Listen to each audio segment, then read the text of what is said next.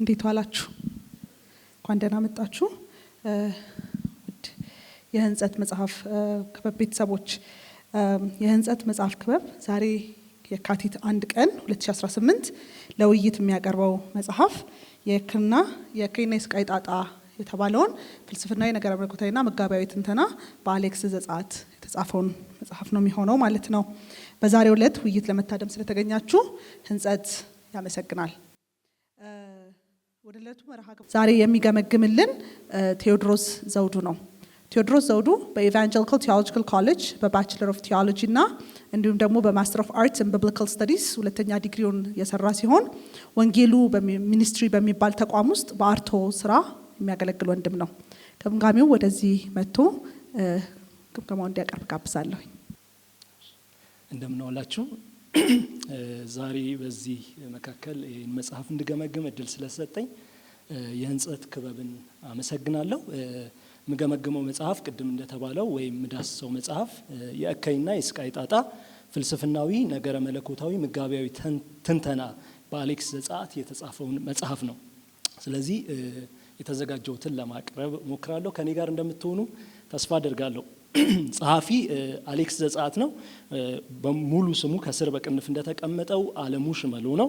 የመጽሐፉ ርዕስ ቅድም እንዳልኩት የእከይና የስቃይ ጣጣ ፍልስፍናዊ ነገረ መለኮታዊና መጋቢያዊ ትንተና ነው።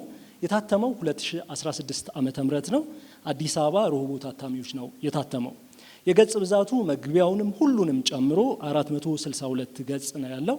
አርቶት የተደረገው በሁለት ሰዎች ሲሆን በመጋቢ ጳውሎስ ፍቃዱ እንዲሁም በመምህር አግዛቸው ተፈራ አርቶት ተሰርቶለታል። አበርክቶቱ ጸሐፊው ለእናቱና ለታላቅ ወንድሙ የሰጠው ነው። መታሰቢያነቱ ደግሞ ለታላቅ ወንድሙ ባለቤትና እርሱን በልጅነቱ ለረዳው መጋቢ ገረመው ቃበቶ የቀረበ ነው። ከዛ መጽሐፉ የቀዳማያን አንባቢያን አስተያየትን አካቷል። በዚህ ውስጥ የተለያዩ አውድ ውስጥ ያሉትን ሰዎች ያሰባጠረ ነው። ዘማሪ፣ መጋቢ፣ የነገረ መለኮት እና የፍልስፍና ምሁራን ያካተተ የቀዳማያን አንባቢያን አስተያየት ይዟል። የመጽሐፉ ዋጋ 499 ብር ነው እና ለአንባቢ የሚመች ተገቢ ዋጋ ነው ብዬ አምናለሁ ከመጽሐፉ ገጽ አንጻር። እንዲሁም የመጽሐፉ የፊት ገጽ እንደምትመለከቱት በቀይና በጥቁር የተጻፈ ሲሆን ከፊት ደግሞ የሚታየው ምስል በጥቁር ቀለም የተሰራ የማይፈታ ውስብስብ ቋጠሮ ይመስላል። ስዕል ብዙም ስላልሆንኩ ሰው ነው ይሄንን የነገረኝ፣ እውቅና መስጠት ፈልጋለሁ። እና ውስብስብ ቋጠሮ ርዕሰ ጉዳዩን በደንብ የሚነካና የሚመለከት ነው። ይሄን የሽፋን ገጽ ቅንብር የሰራው ደግሞ አሉላ ጌታውን ሲሆን የውስጥ ገጽ ቅንብሩን የሰራው የአምላክ ቸርነት ነው። እንዲሁም ጸሐፊው ለመጽሐፉ ርዕስ ማብራሪያ ሰጥቶለታል። ርዕሱን በተመለከተ ማብራሪያ በውስጥ ገጽ አስቀምጦለታል። እንዲሁም ምስጋናን ደግሞ አካቷል መጽሐፉ እና ጥቂት ስለ መጽሐፉ በሚል ርዕስ ደግሞ ስለ መጽሐፉ ሁሉም ክፍሎች አጠር ያለ ዳሰሳ ተሰርቶለታል። የመጽሐፉንም ዋነኛ ዓላማ ምን እንደሆነ በዚህ ክፍል ሲገልጥ ስለ እከይ ስቃይና መከራ መጽሐፍ ቅዱሳዊ እና መጋቢያዊ ትንተና መስጠት መሆኑን ይገልጻል ገጽ 13 ላይ። እንዲሁም መጽሐፉ ውስንነቱን በግልጽ በማስቀመጥ በጉዳዩ ላይ ቁርጥ ያለ መልስ የሌለው መሆኑን ደግሞም ጨርሶ መልስ አልባ አለመሆኑን በማውሳት በመከራ ለምታልፍ ነፍስ የብርሃን ፍንጣቂ እንዳለውና መጋቢያዊና ተግባራዊ ምላሽ የመስጠት ዓላማ የሰነቀ መሆኑን ጸሐፊው ይጠቁመናል። ደግሞ ማንን ታሳቢ እንደሚያደርግ መጽሐፉ ለማን ነው በሚል ርዕስ ጸሐፊው ሲያስቀምጥልን ርዕሰ ጉዳዩ ሁሉንም ሰው የሚነካ ከመሆኑ አንጻር መጽሐፉ ለሁሉም ሰው ጠቃሚ መሆኑን ይገልጻል። ለነገረ መለኮት ትምህርት ተማሪዎችና ለሰባኪዎች ፋይዳ ያለው መሆኑን ጸሐፊው ያምናል። እንዲሁም ይሄ ብቻ ሳይሆን በዋናነት ግን ከዚህ በዘለለ የመጽሐፉ ትኩረት ይጠቅማል ብሎ የሚያስበው በመከራና በስቃይ ለሚያልፉት በሕይወታቸው ተግባራዊ እገዛ እንደሚሰጣቸው ተስፋ በማድረግ እነርሱን በብዙ ታሳቢ እንደሚያደርግ በገጽ 18 ላይ ጸሐፊው ይህንን ያስቀምጣል። ስለዚህ ዓላማውን ለማን አድሬስ እንደሚያደርግ ጸሐፊው ይናገራል ማለት ነው። እንዲሁም በርዕሰ ጉዳዩ ላይ ደግሞ መግቢያ ተዘጋጅቶለታል። ስለዚህ እነዚህን ነገሮች ሁሉ ግምት ውስጥ ስናስገባ መጽሐፉ በጥንቃቄ ታስቦበት የተሰናዳ መሆኑን ፍንጭ ይሰጠናል ማለት ነው። ጠቅላላ ስለ መጽሐፉ የተወሰነ ነገር ልበል። መጽሐፉ በ5 ክፍሎች የሚዳስሳቸው ዋና ዋና ጉዳዮች አሉ። መጽሐፉ 5 ትላልቅ ክፍሎች አሉት። እነዚህ ትላልቅ ክፍሎች ደግሞ 25 ምዕራፎችን ይዟል። አጠቃላይ መጽሐፉ የእከይና የስቃይ ጣጣን በተመለከተ ፍልስፍናዊ፣ ነገረ መለኮታዊና መጽሐፍ ቅዱሳዊና ምጋቢያዊ ትንተና ይዟል። በእርግጥ በርዕሱ ላይ መጽሐፍ ቅዱሳዊ የሚለውን ርዕስ አላካተተም። በውስጥ ገጽ ግን ስለ መጽሐፉ ጸሐፊው ሲያብራራ ገጽ 13 ላይ መጽሐፍ ቅዱሳዊ ትንተና እንዳለው ይናገራል። በእርግጥም መጽሐፍ ውስጥ አለ። ስለዚህ መጽሐፉ ፍልስፍናዊ፣ ነገረ መለኮታዊ፣ ምጋቢያዊና መጽሐፍ ቅዱሳዊ ትንተና ይዟል ማለት ነው። እና ክፍል 1 ምንድነው የሚናገረው ካልን ከመጀመሪያው ፍጥረት በመነሳት የእከይን አመጣጥ፣ ትርጓሜ፣ የእከይን አይነቶችና አሁን በዙሪያችን ካለው እከይ አንጻር የእግዚአብሔር አሁናዊ እቅድና ተግባርን ያሳያል በክፍል 1። በክፍል 2 ጸሐፊው የስቃይን ጣጣ ሲዳስስ ስቃይን በተመለከተ የአማንያንን ሙግት ለመመከት የሚሞክር ሲሆን በመቀጠል ደግሞ የእጅ በእጅ ፍትህን ይሞግታል። በክፍል 3 ደግሞ የእግዚአብሔርን ስሜትና መከራ በመዳሰስ እርሱ ስቁይ አምላክ መሆኑን ከብሉይ ኪዳን ምንባባትና ከአዲስ ኪዳን የቤዛነት ስራ ታሪክ አንጻር ይሞግታል። በክፍል 4 ጸሐፊው የአማኞችን መከራ ከእግዚአብሔር ፍቅር አንጻር የሚዳስስ ሲሆን አማኞች በመከራ የሚያልፉባቸውን የተለያዩ መጽሐፍ ቅዱሳዊ ምክንያቶችና በመከራ ስናልፍ ደግሞ እንደ ግለሰብ አማኝና እንደ ቤተክርስቲያን እንዴት መመለስ እንዳለብን የሚጠቁሙ ተግባራዊ መርሆችን ያሳያል። በመጨረሻም ጸሐፊው በክፍል 5 እግዚአብሔር ለእከይና ለስቃይ የማያዳግም ምላሽ የሚሰጥበትን ሁኔታ በተመለከተ ከራእይ መጽሐፍ አንጻር ሊያስቃኘን ይሞክራል። ስለዚህ የመጽሐፉ ስልት ምንድነው ካልን ምንድነው የተጠቀመው ዘዴው ሜቶዶሎጂው ካልን ነገረ መለኮታዊ፣ ምጋቢያዊ፣ መጽሐፍ ቅዱሳዊ ትንተና ነው። በውስጠ ታዋቂነት ግን ሳይንሳዊ ማብራሪያዎችንም ሐሳቡን ለማጎልበት ተጠቅሟል ጸሐፊው። ለምሳሌ ተፈጥሯዊ እከይን በተመለከተ እግዚአብሔርን ሲከላከል ጸሐፊው ከገጽ 102 እስከ 110 ከእግዚአብሔር መግቦት አንጻር ሳይንሳዊ ትንታኔዎችን ሲያቀርብ እናያለን። እንዲሁም እግዚአብሔር እከይና ስቃይ የሌለበትን የተሻለ ዓለም መፍጠር ነበረበት የሚለውን የአማንያን ሙግት ሲያቀርብ ጸሐፊው የዚችን ዓለም መልካምነት ለማሳየት ሳይንሳዊ ትንታኔዎችን ሲጠቀም እናያለን። ስለዚህ ሳይንሳዊ ማብራሪያዎችንም እንደ ግብአት ጸሐፊው አካቷል ማለት ነው። ስለዚህ በመቀጠል የመጽሐፉን እኔ የተመለከትኳቸውን ጠንካራ ጎኖች ምንድናቸው የሚለውን አጠር አድርጌ ያቀርባለሁ። መጽሐፉ ብዙ ጠንካራ ነጥቦች ያሉት ሲሆን ጥቂቶቹን ነው ለማንሳት ሞክረው ከጠንካራ ጎኖቹ አንጻር። ስለዚህ ማነሳቸው የተወሰኑት ናቸው። ሙሉ በሙሉ ጠንካራ ጎኑን አይሆንም ከጊዜም አንጻር። ስለዚህ የመጽሐፉ የመጀመሪያው የፊደል መጠን፣ የአንቀጽ አከፋፈል፣ አንባቢን ከንባብ ላለማደናቀፍ የግርጌ ማስታወሻ አጠቃቀሙ፣ አንባቢ የሚያነበው የመጽሐፍ ቅርጽ ያለው በመሆኑ ጥሩ መጽሐፍ ነው ብዬ አስባለሁ። ስለዚህ ይሄ ጠንካራ ጎኑ ነው። እንዲሁም በጽሁፉ ላይ ብዙ ከባባድ ቃላትን አይጠቀምም። አንባቢን በቀላሉ የመጽሐፉን መልእክት እንዲረዳው ያስችላል። ስለዚህ ቀለል ያሉ አማርኛዎች ናቸው፣ ሊገባ የሚችሉ አማርኛዎችን ተጠቅሟል ጸሐፊው እና አንቀጹን ስታነቡት ሳቢ አረፍተ ነገሮችንም ታገኛላችሁ። እንደ ምሳሌ ያክል አንዱን ላንሳ ስለሚጠቅም ገጽ 382 ላይ ከጊዜ አንጻር እሱን ብቻ አንብቤ አልፋለሁ። ገጽ 382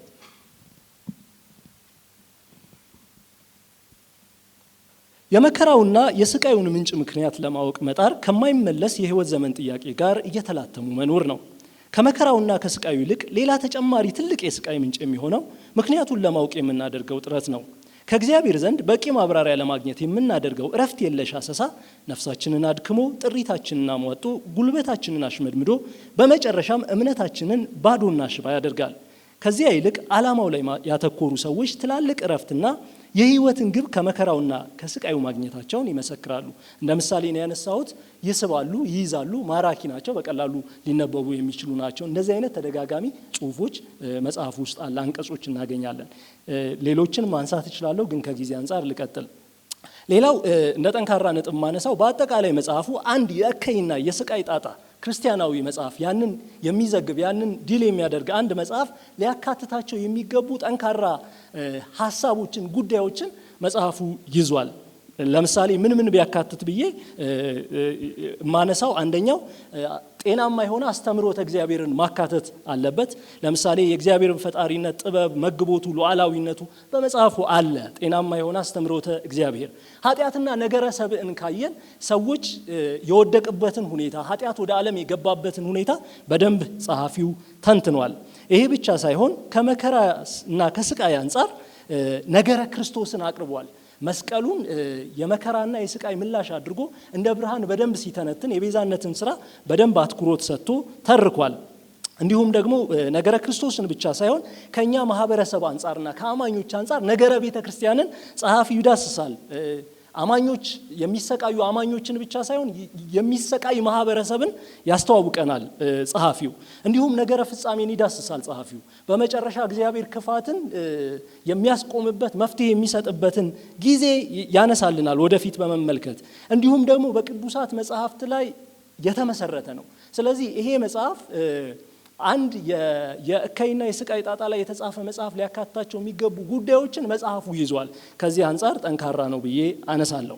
ሌላኛው ጠንካራ ጎኑ መጽሐፉ የአዋልድ መጽሐፍቱን ጨምሮ ገጽ 294 ሁለተኛው አንቀጽ ላይ ታገኛላችሁ። ብዙ ተጨማሪ ማብራሪያዎችን፣ ምልከታዎችን በግርጌ ላይ ማካተቱ አንባቢው በብዙ ጉዳዮች ላይ ተጨማሪ ዕውቀትን እንዲገበይ ያደርገዋል። በሚያነሳቸው ጉዳዮች ላይ ካለፉበት የህይወት ተሞክሮና የትምህርት ደረጃ የተነሳ በጉዳዩ ላይ የተለየ ዕውቀት ያላቸውን ሰዎች ማጣቀሱ ስራውን በተጻፈበት ርዕስ ላይ ሰፊ ግንዛቤን የሚያስጨብጥ ነው። ስለዚህ ሪሶርሶችን ተጠቅሟል ጸሐፊው። እንዲሁም የሚዳስሳቸውን አብዛኞቹ የመጽሐፍ ቅዱስ ክፍሎች ታሪካዊ፣ ባህላዊ ዳራቸውን ታሳቢ ያደረገ ነው። በክፍሉ ላይ የደከሙ ምሁራንን የሚያጣቅስና ሀሳቡንም በጥሩ ሁኔታ የሚያስቀምጥ በመሆኑ ጠንካራ ጎኑ ነው ማለት እወዳለሁ። ሌላኛው ማነሳው ስራው ካቶሊካዊ ቅኝት ያለው ይመስላል። ኢኩሜኒካል አውድ አለው። ስለዚህ የተለያዩ የቤተክርስቲያን አባቶች ከሮም ካቶሊክ ጳጳሱን፣ ኦርቶዶክስ የነገረ መለኮት ምሁራንን፣ ተሐድሷውያን ዘመናዊ አሳቢዎች፣ ፈላስፎችን እንዲሁም ዘመናዊ የነገረ መለኮት ሰዎችን ይጠቅሳል እና ደግሞ አመለካከታቸውንም ያቀርባል። ስለዚህ ሰፋ ያለ ስራ ይመስላል። ሁሉንም የክርስትና ማዕቀፍ ለመዳሰስ ይሞክራል። እዚህ ላይ ማነሳው ነጥብ አለ በኋላ ላይ። ደግሞም የእከይና የስቃይን ጣጣ በተመለከተ ያሉትን አብዛኛዎቹ ክርስቲያናዊ ጽንሰ ሐሳቦችን ለመንካት ሞክሯል ጸሐፊው። ስለዚህ ከዚህ አንጻር ጠንካራ ጥሩ ጎን አለው ላለው። በእርግጥ መጽሐፉን መሰረቱን የሚያደርገው የነጻ ፈቃድ ሙግት ላይ ነው። ግን በዛ ላይ ተንተርሶ ሌሎችን አስተምሮች በአንድ ላይ ሌሎችን ጽንሰ ሐሳቦች በአንድ ላይ ለማካተት ሞክሯል። ይህም የመጽሐፉ ጥሩ ጎን ነው። ሌላው ጸሐፊው እከይን ለመጥቀስ አይፈራም። ስታነቡ መጽሐፉ ዘግናኝ ጉዳዮችን በአይነታቸው ያቀርባል። ተግባራዊ ምሳሌዎች ያሳየናል። በተለይም ተፈጥሯዊ ምግባራዊ እከይን በሚያሳይበት ቦታ በምድራችን ያለውን እከይን፣ ስቃይን በግልጽ ያሳየናል። ይሄ ብቻ ሳይሆን በመከራ ስላለፉ ሰዎች አብሮ እግዚአብሔርን ይጠይቃል። ተፈጥሯዊ እከይ ላይ ገጽ 92 እስከ 93 ስታዩ አብሮ ጨዋዊ ሆኖ እናየዋለን። በምድር ያሉትን መከራዎች የሌሉ በማስመሰል ለእግዚአብሔር ተከላካይ ሆኖ አይቀርብም ጸሐፊው። እንዲሁም የጉዳዩን ምስጢራዊነት እምነቱን የተወውን ሰው በምሳሌነት በማንሳት ጉዳዩን ሳያቀልና በሰው ላይ ሳይፈርድ ያስተምረናል። ገጽ 151 እስከ 155። ስለዚህ ፈራጅ ድምጽ የለውም እና ጸሐፊው ግልጽ ነው። በምድር ላይ ስላሉ መከራዎች በግልጽነት ያቀርባል። ከዚህ አንጻር መጽሐፉ ጥሩ ነው። ሌላው መጽሐፉ ከበድ ያሉ ርዕሰ ጉዳዮች ለውይይት የቀረቡበት ነው። ጠንካራ ውይይት የሚያሻቸው ጉዳዮች ተጠቅሰውበታል፣ ተነስተውበታል በመጽሐፍ ውስጥ። ለምሳሌ የእከይ ጣጣ የስቃይ ምንጭን በተመለከተ፣ የእግዚአብሔር ስቃይና ስሜትን በተመለከተ እንደዚህ ያሉ አከራካሪ ጉዳዮች ወደ አደባባይ ያውጥቷቸዋል። ስለዚህ አስፈላጊ የሆኑ ሊታወቁ የሚገባቸው ጉዳዮች ላይ ገልጦ በማውጣቱ ጠንካራ ጉዳዮችን በማንሳቱ ጠንካራ ጎኑ ነው ብዬ ማንሳት ፈልጋለሁ። ሌላው ከጠንካራ ጎን አንጻር ማነሳው ሌላኛው ነጥብ ግጥሞች፣ ሰቆቃዎች፣ አጫጭር አባባሎች፣ ጥበብን ያዘሉ ምጥናዊ ንግግሮች፣ ዝማሬዎች፣ ታሪኮች፣ የተለያዩ አፈ ታሪኮች፣ የህይወት ምስክርነቶች ማካተቱ መጽሐፉ በአእምሮ ብቻ ሳይሆን በልብም እንድናነበው ያግዘናል። በስሜት እንድናነበው ያግዘናል። ስሜትና ጥልቅ ማሰብንም በአንድነት ያካተተ ነው መጽሐፉ። ስለዚህ ከአእምሮ ጋር በተያያዘ ፍልስፍናዊ ጉዳዮችን ይዳስሳል። ከልብ ጋር በተያያዘ ስሜት የሚነኩ ግጥሞችን፣ ምጥን ንግግሮችን እናገኛለን። ስለዚህ ለአንባቢ ሳይሰለቸው እንዲያነብ የሚያደርግ ሁሉንም ያስተሳሰረ ይመስለኛል። ከዚህ አንጻር ጠንካራ መጽሐፍ ነው። ሌላው ከእከይና መከራ ጋር የተያያዘ አማኞች ምን ማድረግ እንዳለባቸው ሲያወሳ ከግለሰብ አንጻር ብቻ አይደለም። ቅድም ለመንካት ሞክሬያለሁ። እንደ ቤተክርስቲያን እንደ ማህበረሰብ ይዳስሳል። ቤተክርስቲያንን እንደምትሰቃይ ማህበረሰብ ደግሞ ምላሽም ላይ የቤተክርስቲያን ሮል ያነሳል። ስለዚህ ለአጥቢያ ቤተክርስቲያን አጠቃላይ ቤተክርስቲያንን በተመለከተ የሚለው ነገር በመኖሩ ለኛ ማህበረሰብ፣ ለኛ አውድ፣ ለክርስቲያን ማህበረሰብ ጠቃሚ ያደርገዋል። ይሄም ይበል የሚያሰኝ ጠንካራ ጎል ነው። እንዲሁም ደግሞ ተግባራዊ ጉዳዮችንም ይዳስሳል። ከዚህም አንጻር መጋቢያዊ ዓላማን ያሳካ ይመስለኛል ቅድም ያነሳ ነው። ስለዚህ ጠንካራ ጎኑ ይሄን ለማንሳት እፈልጋለሁ። እንግዲህ ጠንካራ ጎኖቹ ይሄንን ካልኩ በኋላ ሊሻሻሉ ይገባቸዋል ብዬ የማስባቸው ሀሳቦችን በመቀጠል አቀርባለሁ። የመጀመሪያ ከስነ ጽሁፍ ጋር የተያያዙ ሀሳቦችን ላንሳ። ገጽ 76 ከ3ኛው አንቀጽ ላይ ያላለቀ የተቆረጠ አረፍተ ነገር እናገኛለን። ከዛ በድጋሚ አረፍተ ነገሩ እንደገና ይጻፋል። ስለዚህ ይሄ ቢወጣ ተገቢ ነው፣ ያደናቅፋል አንባቢ። እንዲሁም ገጽ 413 ላይ ያልተጠናቀቀ ተቆርጦ ወደ ታች የዘለለ ምንባብ እናገኛለን። ገጽ 413 ላይ እነዚህ ስህተቶች የሚከሰቱ እንደሆነ አስባለሁ።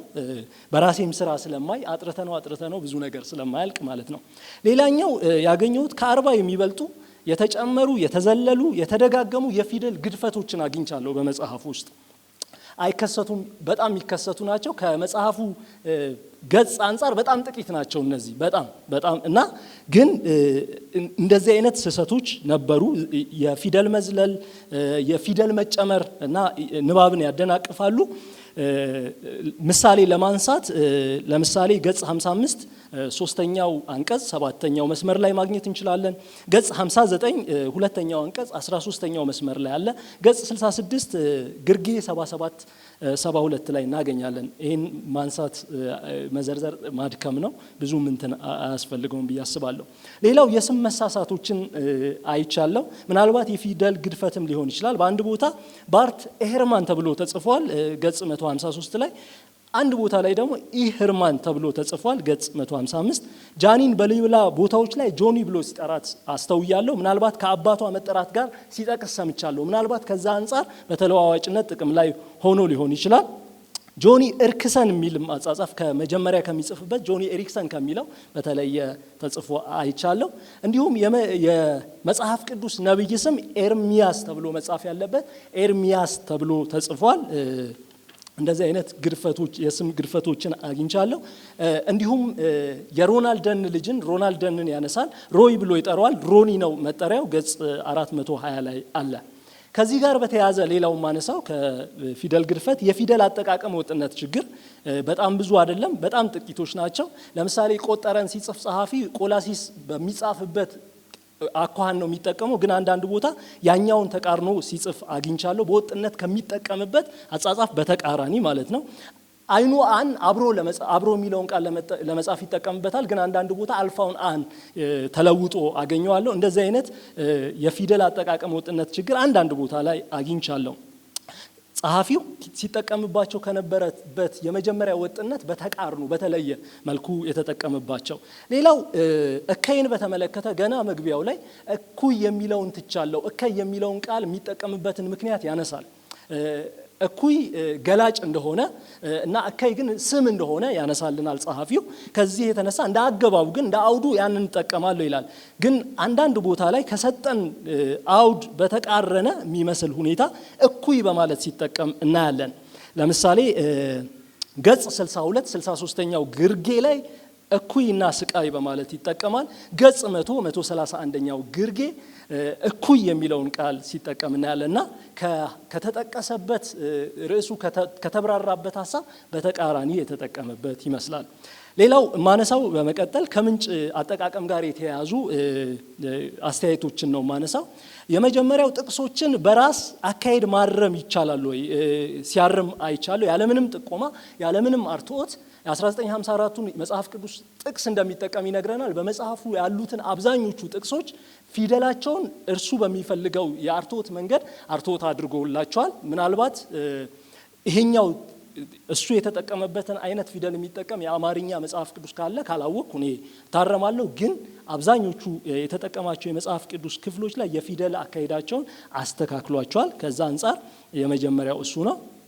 ሁለተኛው መረጃዎችን ያለ ምንጮች የሚሰጥባቸው ቦታዎች አሉ። ጸሐፊው አንዳንድ የግርጌ ማስታወሻዎች ምንጮችን ሳያጣቅሱ መረጃዎችን ሲሰጡ እናገኛለን። ለምሳሌ ስለ ብልጽግና ወንጌል በተደጋጋሚ የብልጽግና መምህራኑ የሚያምኑትን ነገሮች ጸሐፊው በተደጋጋሚ ያነሳልናል እና በሚያስገርም መልኩ ስለ ሌሎቹ ምንጮች ይሰጠናል። ስለ ብልጽግና መምህራኑ ግን አንድም ቦታ ላይ ምንጭ አይጠቅስም እና ምናልባት ሪሶርስ ላይኖር ይችላል። ቪዲዮ ማስረጃዎች እነዛን የተአማኒነት ጥያቄ ስለሚያስነሳ ከዚህ አንጻር ምንጭ የማይሰጥበት ቦታ አለ። ለምሳሌ ገጽ 113 ግርጌ 151 የሌሎች ምልከታዎችን ምንጭ ይጠቅሳል። የብልጽግና መምህራኑን መለኮት መሆናቸውን የሚናገርበት ክፍል ላይ ምንጭ አይጠቅስም። ገጽ 45 ግርጌ 30 ገጽ 68 ግርጌ 81 ማግኘት ትችላላችሁ።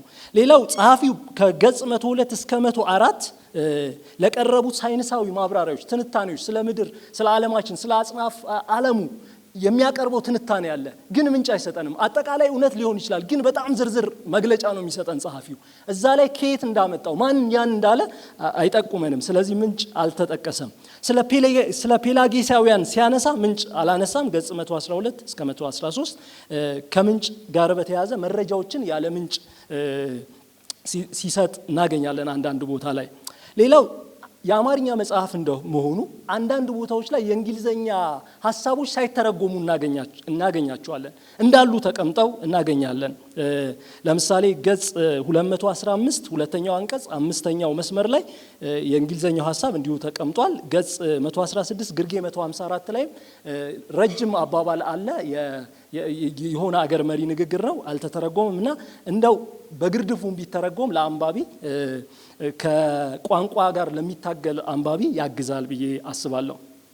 ሌላው ወጥነቱን ያልጠበቀ የግርጌ መጽሐፍት አጠቃቀም ጉድለት ችግር አይቻለሁ። መጽሐፉ የቱርቢያንን የምንጭ አጠቃቀምን የተከተለ ቢሆንም ቀጥሎ የማነሳቸው ጥቂት የአጠቃቀም ስህተቶችን አስተውያለሁ። ለምሳሌ ገጽ 219 ግርጌ 298 እና 299 የአማርኛ መጽሐፍቱ ግርጌ አጠቃቀም በአግባብ አልተጠቀመም እንግሊዘኛውን መጽሐፍ በሚጠቀምበት መንገድ። ስለዚህ ማድረግ የነበረበት የጸሐፊውን ስም፣ የመጽሐፉን ርዕስ እንዲሁም ደግሞ ቅንፍ ከፍቶ የታተመበት ቦታ፣ አገሩን የታተመበትን ቦታና ዓመተ ምሕረት ከዛ ቅንፍ ዘግቶ ገጹን ማስቀመጥ ሲኖርበት በቅንፍ አልተቀመጠም። አንዳንድ የአማርኛ መጽሐፍቶችን ግን በአግባብ ተጠቅመዋል። ለምሳሌ የሮናልደንን ጳውሎስ ፍቃዱ የተረጎመውን እና ቅይማትን በአግባብ በዚሁ መንገድ ተጠቅመዋል። እነዚህ የተወሰኑ አንዳንድ መጽሐፍት ግን ያንን መንገድ አልተከተሉም። ገጾች አሉ፣ እሱን አንስቻለሁ። ሌላ ዋቢ ላይ በገጽ 453 የትሬምፐር ሎንግማን መጽሐፍን ይጠቅሳል። መጽሐፉና ርዕሱን ይጠቅሳል። የት እንደታተመ፣ መቼ እንደታተመ ዓመተ ምሕረቱን አይጠቅስም፣ ቦታውን አይጠቅስም፣ ወይም ደግሞ ለምን እንደዛ እንደሆነም አይነግረንም። ከዛ አንጻር አንድ አይቻለሁ። ሌላው በዚህ የአጻጻፍ ስልት ውስጥ አንድ ጸሐፊ ለሁለተኛ ጊዜ ሲጠቀስ የሚሆነውን ተገቢ አጠቃቀስ አማርኛ መጽሐፍቶች ላይ አይጠቀመውም። ስሙን ርዕሱን አሳጥሮ መጥቀስ ሲኖርበት እንደገና በድጋሚ ሁለተኛውም ላይ ሲጠቅሰው ሙሉውን የመጽሐፉን አጠቃቀስ ተከትሎ ነው የሚጠቅሰው። ስለዚህ ከዛ አንጻር እንደዚህ አይነት ነገሮች አይቻለሁ። አንዳንድ የግርጌ መጽሐፍ ሲጠቀሱ መጨረሻቸው በአራት ነጥብ ያልተዘጋባቸው ወይም ፉል ስቶፕ የሌላቸው እንትኖች አይቻለሁ። የግርጌ መጽሐፍት አጠቃቀሞች ለምሳሌ ገጽ 76 ግርጌ 97 እነዚህን መጥቀስ ረጅም ይሆናል። እንዲሁም ደግሞ በገጽ 36 ግርጌ 7 ገጽ 58 ግርጌ 51 ገጽ 72 ግርጌ 92 የመጨረሻ መስመር ርዕሳቸው የመጽሐፉ ርዕስ ጠመም አልተደረገም። ዘመም ማለት ነበረበት፣ እሱ አልተደረገም። እንዲሁም ግርጌ ሲጠቀም ጸሐፊው ሁለት ግርጌዎች በተለያዩ ፎንት ሳይዝ ሲጠቀም አስተውያለሁ። ገጽ 62 እንደ ምሳሌ ያህል ግርጌ 61 62 ገጽ 330 ላይ ግርጌ 435 436 እንዲሁም ጸሐፊው አንድ አይነት ምንጮችን አንድ አይነት ከአንድ ቦታ ሲጠቅስ በግርጌ ማስታወሻ ለምሳሌ ተመሳሳይ ገጽ ካልሆነ ከተለያየ ገጽ ሲጠቀም አይቢድ የሚለውን ያስቀምጥና ፉል ስቶፕ አድርጎ ከዛ ኮማ በማስከተል ገጹን ማስቀመጥ ሲኖርበት እንደዛ አላደረገም። ለምሳሌ ያህል ገጽ 228 ግርጌ 325 ከ327 እንዲሁም ደግሞ ሌላ ያገኘሁት በግርጌ ተጠቅሰው በዋቢ መጽሐፍት ያልተቀመጡ ሁለት መጽሐፍትን አግኝቻለሁ። 3 መስሎኝ ነበር፣ አንደኛው በስተት ነው፣ ሪኮመንድ አድርጎ ነው። ግን ሁለት መጽሐፍት የዶክተር ፈቃደ ደቃደ ተብሎ ነው የተጠቀሰው። ፈቃደ ይሆናል የፊደል ግድፈት ሊሆን ይችላል ብዬ አስባለሁ። ዶክተር ፈቃደና ዋይኔ ግሩደም አልተጠቀሱም። 191 ላይ 109 ላይ የተጠቀሱ በግርጌ የተጠቀሱ መጽሐፍት መጨረሻ ላይ ዋቢ ላይ አልተጠቀሱም። ሌላው አጠቃላይ መጽሐፍቱ ጸሐፊው የተጠቀማቸው መጽሐፍት ኦልሞስት ወደ 462 ገጽ ያለው መጽሐፍ ነው። ከዛ ውስጥ 165 ዋቢ መጽሐፍቶችን ጸሐፊው ተጠቅሟል። ከነዚህ ውስጥ ወደ 491 የሚሆኑ መጽሐፍቶችን ሪፈር አድርጓል። ከነዚህ ውስጥ በቀጥታ የጠቀሰው ጸሐፊው 252 የሚሆኑ የግርጌ ማስታወሻዎች በቀጥታ ቃል በቃል ዝግ በሆኑ የኮቴሽን አጠቃቀም ጸሐፊው ተጠቅመዋል እና ብዙ ጥቂት የማይባሉ ዝግ ኮቶችን እናገኛለን፣ ሰፊ ሽፋን የሚይዙ እና ይሄኛው አካሄድ ምናልባት ኦልሞስት የጠቀሳቸውን ወደ 50% የሚሆኑ በቀጥታ ተጠቅሟቸዋል። በቀጥታ የነሱን አባባል የነሱን ንግግር እና ምናልባት ጸሐፊው ትንሽ ጥገኛ ሆኗል እንድል ያደርገኛል። እሱ ላይ ትንሽ ቀጥተኛ ጥቅሶች በዝተዋል። አንዳንድ ቦታው ላይ እንዲያውም የሚገርማችሁ በሆነ ርዕሰ ጉዳይ ላይ ረጅም ጥቅስ ከዛ ይቀጥልና ረጅም ጥቅስ ይከተላል እና የጸሐፊው ንግግር ጥቂት ይሆናል። ከዛ አንጻር እሱ ጥገኛ ሆኗል እንድል አድርጎኛል። ለምሳሌ ገጽ 61 እስከ 64 ስለ እከይ ምንጭ ሲያወራ፣ ገጽ 68 እስከ 73 እንደዚህ አይነት ነገሮች እናስተውላለን። ገጽ 418 እስከ 419 ስለ አማኞች ምን ማድረግ አለባቸው፣ በመከራ ለሚሰቃዩ እንዴት እንርዳ የሚለው ላይ ረጃጅም ኮቶች ናቸው። በኋላ ማነሳው ይሆናል። ከዚህ ጋር በተያያዘ ሌላው ማነሳው ከመጽሐፉ አንዳንድ ነገሮች መጽሐፉ የነጻ ፍቃድ ሙግት ላይ መሰረቱን ካደረገ በኋላ ሌሎችን የእከይ ጣጣ ትወራዎችን ከሙግቱ ጋር አካቷቸዋል። ቅድም እንዳነሳሁት በመጽሐፉ ትልቅ ቦታ የተሰጠው ለነጻ ፍቃድ ሙግት ሲሆን የእግዚአብሔር እቅድ በቅድመ ዕውቀቱ ላይ የተመሰረተና ለሰዎች ነጻ ፈቃድ ድርጊት ምላሽ የሚሰጥ ሆኖ ተገልጧል። እግዚአብሔር ያቅዳል፣ ለዛ ድርጊት ደግሞ እግዚአብሔር ምላሽ የሚሰጥ ሆኖ ተገልጧል። መከራን በጎን ነገር ለማወቅና ለላቀው መልካም አስፈላጊ መሆኑን ያነሳል። ይሄም አንድ ቲዮሪ ነው። በመቀጠል ደግሞ እከይ ሚስጥር መሆኑን ያነሳል። ይሄም አንድ የትወራ ነው ከእከይ ጋር በተያያዘ። እከይ ደግሞ በስተመጨረሻ እግዚአብሔር እንደሚያስወግደው ያነሳል። እነዚህን ብዙ ነገሮች አንስቷል። ታዲያ እዚህ ላይ ላነሳው የምወደው ነጥብ የእከይን ጣጣ በተመለከተ የተለያዩ ምልከታዎችን ከመዳሰሱ አንጻር የተሐድሷውያኑን የእግዚአብሔርን ድንጋጌ በግርጌም እንኳን ቢሆን አለመጥቀሱ ትንሽ ግርምታ ጭሮብኛል። እዚህ ማንሳት ምንሻው ነጥብ ከዚህ ጋር ያይዤ በተደጋጋሚ ተሐድሷውያኑን ኮት አድርገዋል። ሄልምን፣ ባቪንክን፣ ካልቪንን ራሱም ጠቅሷቸዋል። ግን ከዚህ ጋር በተያያዘ እንደ አንድ ምልከታ እንኳን በግርጌ ካልተስማማ ደግሞ እንደማይስማማባቸው በእርግጥ አንድ ቦታ ላይ ጠቅሷል። እንደማይስማማ እግዚአብሔር ሁሉን ደንግጓል የሚለውን ግን የሙግቱ ማዕከላዊ ሀሳብ ላይ የሚሽከረከር ርዕሰ ጉዳይ ከመሆኑ አንጻር ቢነሳ ለአንባቢውን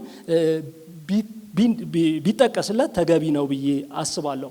ምናልባት ማይስማማም ከሆነ መሞገት ይኖርበታል ብዬ መጽሐፍ ቅዱሳዊ ምክንያቶችን አቅርቦ ቸል ተብሎ ታልፏል ብዬ አስባለሁ። ምክንያቱም ያላማኞችን ምልከታ እንኳን የሌሎችን ምልከታ እንኳን ጸሐፊው ስላካተተ።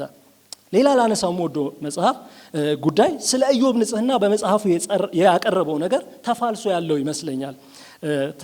ተፋልሶን የያዘ ይመስላል። በአንድ መልኩ የኢዮብ ማግሮምረም ስህተትና ኃጢአት መሆኑን ያሳየናል። ራስ ጸደቅ እንደነበር ጸሐፊው ይገልጣል። ገጽ 276 አንቀጽ 3 ከእግዚአብሔር የተሻለ እንደሚያውቅ ማሰቡን ያነሳል። ገጽ 276 ሁለተኛው አንቀጽ እንዲሁም በቀደመው ንግግሩ የሚጸጸት መሆኑን ያወሳል። ገጽ 277 አራተኛው አንቀጽ እንዲሁም ድርጊቱ ትክክል ባለመሆኑ አማኞች ሊማሩበት እንደሚገባ ተወስቷል። ገጽ 278 ሁለተኛው አንቀጽ። በሌላ በኩል ደግሞ ጸሐፊ ይህንን ካለን በኋላ በሌላ በኩል ደግሞ ኢዮብ ኃጢአት የሚባል ነገር አላደረገም የሚል ግልጽ ሙግት ይቀርባል። ገጽ 279 ሶስተኛው አንቀጽ 355 እስከ 356 ኢዮብ ምንም ኃጢአት አላደረገም ይለናል ጸሐፊው። ገጽ 279ን ሁለተኛው አንቀጽ ላንብበው ለማስረጃ እንዲሆን ማነሳው ሐሳብ ምናልባት ስምምነቱን ቢያስረዳልን ብዬ አስባለሁ።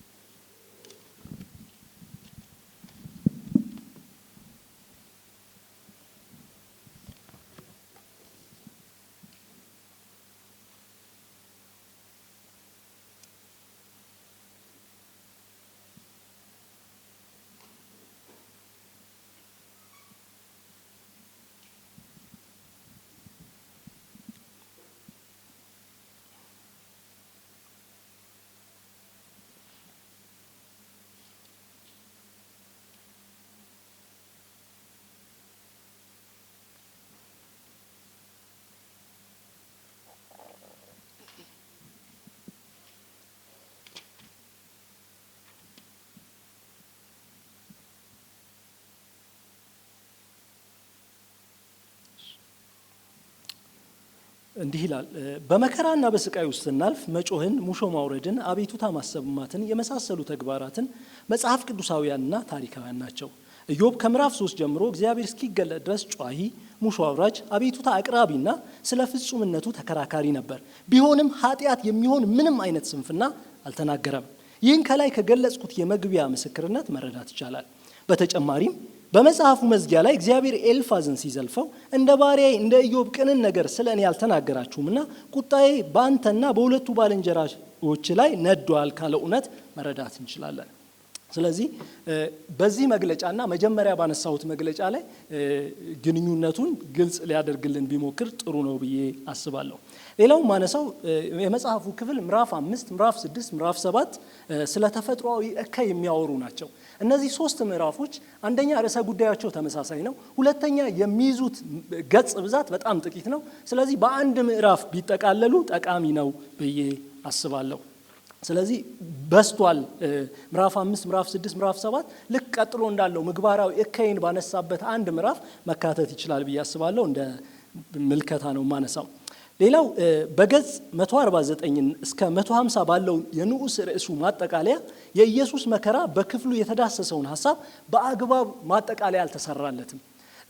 በንጽጽሩ ግን ለሌሎች ለነ ዮሴፍ ለነ ኢዮብ ማጠቃለያ ተሰርቶላቸዋል። በተለይም የኢየሱስ መከራ በእግዚአብሔር የተወሰነ መሆኑን በሚያወሳበት ክፍል ላይ መጨረሻ ላይ ይመጣና ያንን ማጠቃለያ ሲደግመው አንመለከትም። ማጠቃለያ አልተሰራለትም ብዬ አስባለሁ። እንዲሁም ለመጨመሪያ ያክል እንዲሁም ጸሐፊው የእግዚአብሔርን መጸጸትና ማዘንን ይዳስሳል። እንዲሁም እግዚአብሔር ስቃይ መቀበሉን በተመለከተ ሰውኛ ዘይቤ ብቻ አይደለም ይለናል። እግዚአብሔር ከሰውኛ ዘይቤ በዘለለ መከራንም ስቃይንም እንደሚካፈል ይነግረናል። እና ይህንን ሙግት ሲያቀርብ ጸሐፊው በድሮ የእግዚአብሔርን ስሜት የእግዚአብሔርን መከራ መቀበል በሚቃወሙ መካከልና ደግሞ እግዚአብሔር መከራ ተቀባይ ነው ስሜት አለው በሚሉ መካከል መሀል መስመር ላይ ሐሳብ አደርጅቶ ይሄዳል። እና ጸሐፊው እግዚአብሔር ይጸጸታል መከራ ይቀበላል የሚለውን ሐሳብ ያነሳልናል። ከዛ አንዳንድ ቦታዎች ላይ ለምሳሌ ተጸጸተ የሚለው ክፍል ላይ አልተጸጸተም የሚሉ የመጽሐፍ ቅዱስ ክፍሎች አሉ። እነዛን ታሳቢ ያደረገ ምላሽ አይሰጠንም ጸሐፊው። እግዚአብሔር ግን መከራ እንደሚቀበል የስቃያችን ተካፋይ እንደሆነ የብሉይ ኪዳን ነቢያትን ታሪክ በማውሳት ጸሐፊው ያነሳልናል። ከዚህ ጋር በተያያዘ ምናልባት ጸሐፊው ቢያደርግ እንደ ሐሳብ ማነሳው የእግዚአብሔር መገለጥና ሰውኛ ዘይቤዎች ወይም ይሄ አንትሮፖሞርፊዝም አንትሮፖፓቲዝም የሚሉትን የእግዚአብሔር በሰውኛ ስሜትና በሰው አካል መገለጡን ጉዳይ ከመገለጥ ጋር በተያያዘ እንዴት ልንረዳው ይገባል የሚለውን ቢያካትትልን የበለጠ የእግዚአብሔርን መገለጥ በተመለከተ እንድናስብ እንድንረዳ ያግዘናል ብዬ አስባለሁ። ሌላው እዚህ ጋር ማነሳው ጸሐፊው እግዚአብሔር የሚመጣውን ጦስ ፈቅዶ በመቀበል ነፃ ፈቃድ ያላቸው ፍጡራንን መፍጠሩን ይነግረናል። ነፃ ፈቃድ የኃጢአት መስረጊያ ምንጭ እንደሆነ በግልጽ ያስቀምጥልናል። በተደጋጋሚ ጸሐፊው በመጽሐፉ ይህንን ያነሳልናል። እግዚአብሔር የሚመጣውን ጣጣ መጋፈጥ ፈቅዶ ሰውን እንደፈጠረ እና ነፃ ፈቃድ በተደጋጋሚ የነፃ ፈቃድ ሙግት ድምፁን እንሰማ ነበር ጸሐፊው በመጽሐፉ። ወደ መጨረሻ ሲያነሳልን ጸሐፊው መከራ እንደሚያከትም የሚመጣው ዓለም መልካም እንደሆነ በሚነግረን ስፍራ ላይ ግን ይሄ ነፃ ፈቃድ ቸል ተብሎ ታልፏል። እና ወደፊት ከእከይና ከፈቃዳችን ካለን ግንኙነት አንጻር ነፃ ፈቃድ ኖሮን ድጋሚ ከእከይ መከሰት እውነታ ጋር እንፋጠጣለን ወይስ ጦስ የሆነብን ነፃ ፈቃዳችን አተን እከይን እንገላገለዋለን? ወይስ ሌላ መፍትሄ አለ? ምንም አለመባሉ አንባቢውን ቅር እንዲሰኝ ያደርገዋል። ምክንያቱም የችግራችን ሁሉ መዘዝ እግዚአብሔር ለኛ ፈቃድ ትልቅ ቦታ እንደሚሰጥ ጸሐፊው ሲያነሳልን ነበር። እነ ኢራኔስን እነ ሲ.ኤስ. ሉዊስን ፕላንቲንጋን ያነሳል ጸሐፊው። ስለዚህ ምንድነው ወደፊትን በተመለከተ መጨረሻን በተመለከተ ግልጽ አልተደረገልንም። ሌላው ከዚህ ጋር ላነሳ የምወደው በመከራ ያሉትን እንዴት እንርዳ የሚለው ርዕስ አጭር ነው። ገጽ 418 ላይ ጉዳዩ ትልቅ ነው እና አብሮ መሆን በሚል ነው የተቀመጠው። ምን ማለት ነው አብሮ መሆን? ከመጋቢያዊ ከተግባራዊ ጉዳይ አንጻር በመከራ የሚያልፉትን ሰዎች መርዳት የምንችለው እንዴት ነው? ትንሽ ቢብራራ ከመጽሐፉ ዓላማ አንጻር መጋቢያዊ ስለሆነ ይሄ ያንሰዋል ብዬ አስባለሁ። ርዕሰ ጉዳዩ መነካት ያለበት ጉዳይ ነው። ሌላው በገጽ 157 ላይ የተሰጠው የስቃይን ትርጓሜ እናገኛለን። ስለ እከይ መዝገበ ቃላት ይጠቅስልናል ጸሐፊው። የስቃይ ትርጓሜ ከየት ነው የተቀመጠው? በመዝገበ ቃላት ትርጉሙ ነው ያስቀመጠልን? በምን ትርጉሙ ነው የተቀመጠልን? ስለዚህ ጸሐፊው የዚህ ትርጉም መሰረት የሆነውን ነገር ቢያስቀምጥልን እንደ ሐሳብ አነሳለሁ። ሌላው ለምን በመከራ እናልፋለን በሚለው ምዕራፍ 21 ላይ ብዙ የመከራ ምክንያቶችን ጸሐፊው ያነሳልናል። በመከራ የምናልፍባቸው ምክንያቶች እንደ ግብ ሊሆኑ የሚችሉ እግዚአብሔር ሊቀጣል፣ ሊያስተምረን፣ በጎን ባህሪ በውስጣችን ሊቀርጽ መከራ ስጦታ መሆኑን እንደዚህ ያነሳል። ግን ጸሐፊው በዚህ መሃል በመከራ ከምናልፍባቸው መጽሐፍ ቅዱስ ውስጥ ከተጠቀሰው አንደኛው ምክንያት የእግዚአብሔርን ክብር አላነሳው እና ይሄ ጥያቄ ፈጥሮብኛል። ምዕራፍ 9 ላይ የሆነ ቦታ ላይ የዓይነ ስውሩን ታሪክ ዮሐንስ ወንጌል ምዕራፍ 9 ላይ የዓይነ ስውሩን ታሪክ ያነሳል ጸሐፊው። ለእግዚአብሔር ክብር መሆኑን ይነግረናል ጸሐፊው። ግን ይሄንን የእግዚአብሔርን ክብር ትንሽ ማብራሪያ ቢሰጠው እዛ ላይ አልተነካም፣ በበቂ ሁኔታ አልተብራራም። ምናልባት እሱም ቢነሳ ብዬ አስባለሁ። ሌላው ላነሳ የምፈልገው በመግቦት ክፍል ላይ ስለ መግቦት ጸሐፊው በሚያወራበት ላይ እግዚአብሔር የተፈጥሮ ስርዓት በእግዚአብሔር አመራር ስር መሆኑ፣ እግዚአብሔር የፍጥረቱ ተቆጣጣሪ መሆኑን ሲገልጽ፣ በተፈጥሮአዊ እከይ ላይ ሲመጣ ደግሞ እግዚአብሔር በተፈጥሮ ስርዓቱ ላይ ተቆጣጣሪ ሳይሆን የተፈጥሮ ስርዓቱ እርሱን የተቆጣጠረው ይመስላል። ለምሳሌ ላንሳላችሁ፣ ገጽ 100 ላይ እንመልከት። ምናልባት እንደዛ ማለት አይደለም ይለናል ጸሐፊው፣ ግን ለምን እንዳልሆነ ማብራሪያ አይሰጠንም። ለምሳሌ ርዕሱ ራሱ እግዚአብሔር ምን ማድረግ ይችላል የሚል ነው። እግዚአብሔር ምን ማድረግ ይችላል? ከዛ 100 ላይ እንዲህ ይላል፣ ገጽ 100 ግርጌ 131 ይህ ማለት እግዚአብሔር ምንም ማድረግ አይችልም ወይም አቅም አልባ ወይም ኃይሉ የተገደበ ነው ማለት አይደለም።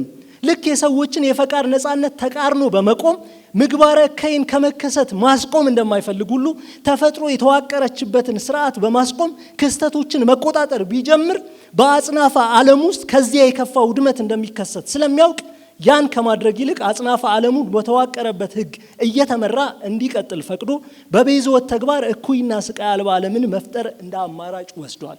ስለዚህ እግዚአብሔር ጣልቃ ቢገባ የተፈጥሮ ስርዓት ስለሚበላሽ ያንን ኮንትሮል ስለማያደርገው ለዛ ነው እግዚአብሔር የተወው ይለናል። ስለዚህ አሁንም ስለ ዴይዝም አይደለም እያልኩ አይደለም ይለናል። ግን ቀደም ብሎ ከጠቀሰው የእግዚአብሔር መግቦት ጋር ይሄኛው አረፍተ ነገር እንዴት አብሮ ይሄዳል? በተለይ ርዕሱ እግዚአብሔር ምን ማድረግ ይችላል?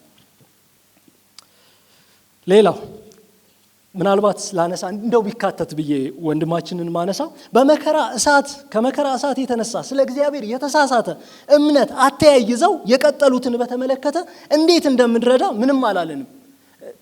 መከራ የሚሰቃዩ አማኞችን ብቻ ሳይሆን የካዱ አማኞችንም ይፈጥራል። መንገዱ ነው እንደዚህ አይነት ሰዎች እንዲፈጠሩ። እነሱንስ እንዴት አድሬስ እናርጋቸው? ካድ የሆኑትን እንዴት እንመልስ? በቃ ስለ መከራ እያለፉ ነው ብለን ዝም እንበል? አደጋው ከባድ ስለሆነ ትንሽ ቢነካልን ጥሩ ነው እላለሁ። እያጠቃለልኩ ነው። ሌላው ጸሐፊው ስለ ሙሾ ዳሷል። ስለ እርግማንና የቁጣ መዝሙሮች መጽሐፍ ቅዱሳዊ ተገቢነት ቢነሳ በጣም ጥሩ ነው እላለሁ። በእርግጥ ጸሐፊው ሙሾ ማሟሸት እንዳለብን ይነግረናል። ግን የሙሾ ትክክለኛ አጥር ግን የቱ ጋር እንደሆነ አልተገለጠልንም እና ያ ቢነካ አጋዥ ነው ብዬ አስባለሁ። ለምሳሌ መልስ ባናገኝም ከመጠየቅ ወደ ኋላ እንበል። ገጽ 376 ላይ የጆሪ ግርሃምን ጥቅስ ያነሳልናል ጸሐፊው። ላንብበው፣ ዳይሬክት ኮቴሽን የጸሐፊው እንዲህ ይላል ጥቅሱ። መከራ እየተቀበለ ያለ ሰው ነው እንዲህ ነው የሚናገረው። ለምን እኔን ሚስቱን የሚደበድበውና ልጆቹን የሚያውከውን ከህንፃው ማዕዘን ዝቅ ብሎ ያለውን ምናምንቴ ለምን አልሆነም? እኔን ለምን ያን በስልጣን የሰከረ የመምሪያ ምክትል ኃላፊ ለምን አልሆነም? ጠባብ መንገድ ላይ የተራረፉ ምግቦችን ፍለጋ ቆሻሻ መጣያውን የምታገለብጠውን ያችን ንግስ ሴት ሳይሆን ስኬት ላይ ለመድረስ ጥቂት የቀረኝን እኔን ለምን? ዓለማችንን የሞሏትን ስንት ክፎች ሳይሆን ለምን እኔ? እና አጥሩ ትንሽ ያስፈራል። ምንድነው ወሰኑ? በማጉረምረምና ሙሾ በማሞሸት መካከል ያለው ላይ ጥቂት ቢነሳ ቢብራራ እላለሁ። ሌላው ርዕስ 22.9 ላይ ጸሐፊው አንድ እንትን ያቀርባል። ርዕስ 22.9 እሱን ላንሳና ጨርሳለሁ። 22ኛው ምዕራፍ ላይ እሱ ርዕስ